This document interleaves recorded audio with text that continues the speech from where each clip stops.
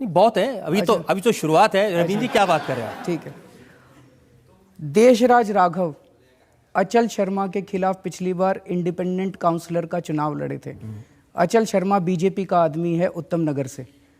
अचल शर्मा बुरी तरह से हार गया। मैं अचल शर्मा की नहीं पूछ रहा, माफिया तो ये है जिनको आपने टिकट दिया है। बात तो बता दूं आपको पूरी। अब मेरे को पूरा करने देंगे, बीच में काटेंगे नहीं? नहीं बिल्कुल काटूंगा। अगर आप, मैं पूछ रहा हूं कि क्या इनके खिलाफ लोकायुक्त के पास शिकायत है कि नहीं है? सर मेरे को जवाब देना पड़ेगा। अगर आप मेरे को जवाब देने देंगे तब तो मैं जवाब आप जवाब दे ही नहीं रहे, आप तो दूसरे बात के बारे में बात कर रहे हैं। तो फिर ऐसे तो काम नहीं चल सकता। ऐसे ही काम चलेगा? आपकी मर्जी। जब राजनीति में आए तो ऐसे सख्त सवालों के जवाब देने पड़ेंगे। मैं जवाब देने अब आप बच नहीं सकते इन चीजों से। तो बता तो रहा हूं मैं। अगर आप बेईमान आदमी को टिकट देंगे तो सवाल तो पूछे जाएंगे आपसे। तो आप जवाब ही नहीं देने दे रहे, आप सवाल ही पूछ रहे हैं। आप जवाब नहीं दे रहे हैं ना। चलिए अब बोलूं मैं? बोलिए। मेरे को बात पूरी करनी पड़ेगी बिकॉज वो बात पूरी। आप बात बोल नहीं रहे, बार बार घुमा रहे हैं। आप बार बार कह रहे हैं मुझे बोल नहीं दे रहे, लेकिन बोल नहीं रहे। मैं तो चुप हूं, बोलिए। अचल शर्मा को इन्होंने पिछली बार हराया था। आप अचल शर्मा के पीछे पड़े आप? सर ये अचल शर्मा की कंप्लेंट है, ये अचल शर्मा की कंप्लेंट है। मैं आपसे पूछ रहा हूं कि देशराज राघव सर ये नहीं है उनके दुकान, एक भी दुकान देशराज राघव के सामने अगर आप साबित कर दें हम अपनी पार्टी बंद कर देंगे। नहीं ये प्रूफ है, ये आरटीआई से इंफॉर्मेशन आई है। ये प्रूफ है, ये आरटीआई की इंफॉर्मेशन नहीं है, ये अचल शर्मा की कंप्लेंट की कॉपी है। ये कंप्लेंट की कॉपी, हाँ लोकायुक्त से आई है। अब मैं आपको कंप्लेंट तो कोई भी कर सकता है। अगर आपको आरटीआई का शौक है दिखाइए, ये लीजिए आरटीआई। ये आरटीआई की कॉपी है। इसके बाद भी एक और आरटीआई हुई थी, इसके बाद एक और आरटीआई आई थी। एक मिनट सुनिए। क्या बात हुई? ये आरटीआई दे दी आपने, इसके बाद एक और आरटीआई होगी। सुनिए तो सही, आप मेरी बात नहीं सुन रहे।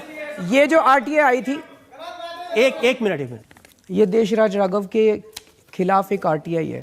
हाँ। लोकायुक्त की अगर आप पूरी कंप्लेंट पढ़ें, लोकायुक्त की कंप्लेंट में लिखा हुआ है कि उन्होंने अचल शर्मा ने एक आरटीआई डाली जिसके अंदर उनको एक इन्फॉर्मेशन मिली।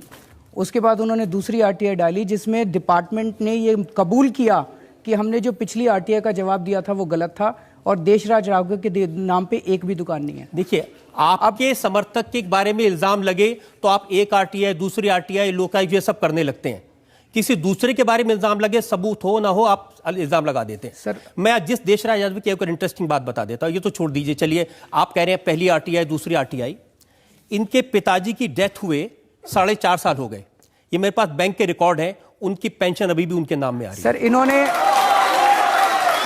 सर इन्होंने देशराज राघव ने बैंक को और डिपार्टमेंट को उसी टाइम लिख दिया था। अगर आप मेरे को बताते, इतने दूध के धुले कि बैंक को कह दिया पिताजी के पेंशन मत देना, मरे हुए 4.5 साल हो गए। कह दिया था सर। क्या बात कर रहे हैं? मैं आपको चिट्ठी की कॉपी दिखा देता हूं, मैं आपको चिट्ठी की कॉपी दिखा देता हूं। बैंक की कॉपी है, अभी हाल ही में बैंक में जमा हुए पैसे। हाँ तो सर इसमें से उन्होंने 4 साल पहले जब उनके पिताजी की डेथ हुई थी, उन्होंने जो चिट्ठी लिखी थी बैंक को, वो चिट्ठी की कॉपी अगर आप मेरे को पहले बताते, हाँ। मैं वो सारे सबूत लेके आ जाता आपके पास। आप पहले आदमी जो मुझे कह रहा है आपकी अदालत में आया तो मुझे पहले बता देता, क्या कर रहा है। तो सर अगर आप ये डॉक्यूमेंट्स दिखा रहे थे, ये तो वन साइडेड डॉक्यूमेंट्स है ना, ये तो वन साइडेड डॉक्यूमेंट आपने भी, मैं आपको काउंटर देने के लिए तैयार हूं। जब लोगों पर इल्जाम लगाए हैं ना, तो वन साइडेड डॉक्यूमेंट पर लगाए हैं। हाँ तो सर आप तो उसके बाद आप जब प्रेस कॉन्फ्रेंस करते हैं जिसके खिलाफ में, उसको पहले बता देते हैं मैं आपके खिलाफ ये बोलने वाला हूं, अब जवाब लेके आ जाओ। ऐसा तो नहीं हो सकता। नहीं तो ठीक है भाई, अब तो जनता तय करेगी। देखिए मैं आपको और एग्जाम्पल बताता हूं। करोल बाग से आपने विशेष रवि को टिकट दिया है, उनके भाई चकित रवि अभी 26 अगस्त को किडनैपिंग के इल्जाम में पकड़े गए जेल में। ऐसे आपके उम्मीदवार हरीश अवस्थी, विनोद कुमार, बड़ी लंबी लिस्ट है ऐसे उम्मीदवार। अब आप क्या करेंगे? जिन उम्मीदवारों के खिलाफ इल्जाम है, जिन उम्मीदवारों के खिलाफ भ्रष्टाचार के आरोप हैं, जिन उम्मीदवारों के खिलाफ या उनके भाई के खिलाफ क्रिमिनल केस हैं, उनको उम्मीदवार बनाए रखेंगे या हटा देंगे? सर ये हम सारी जांच कर चुके हैं, ये सारे डॉक्यूमेंट्स आपके पास वन साइडेड डॉक्यूमेंट्स। आप ही जांच करते हैं, आप ही फैसला करते हैं, आप ही उम्मीदवार बनाते हैं। सर हम लोगों ने सारी अपनी इंटरनल जांच कराई है और अगर सबूत ये सर लोकायुक्त में कंप्लेंट तो कोई भी जाके पॉलिटिकल ओपोनेंट दे सकता है। हमारे जितने भी कैंडिडेट्स हैं उनके खिलाफ कोई भी जाके कंप्लेंट दे देगा और फिर ये दिखाएगा जी देखो लोकायुक्त में कंप्लेंट है, लोकायुक्त में कंप्लेंट है। भाई हम भी तो देखेंगे ना कि कंप्लेंट में कुछ दम है कि नहीं। की तरह बात कर रहे हैं। मनमोहन सिंह तो बोलते ही नहीं है, मैं तो बहुत बोल रहा हूं। ये लोग कंप्लेंट कर देते हैं, मुझे क्या पता इसमें क्या है। मैं थोड़ी कह रहा हूं मुझे क्या पता, मुझे पता है, मैं सारे जवाब तो दे रहा हूं आपको। आप सुन ही नहीं रहे जवाब। कहां जवाब दे रहे हैं आप? अब मैं सारे जवाब आज ये पहली बार ऐसा लग रहा है अरविंद केजरीवाल के पास जवाब नहीं है।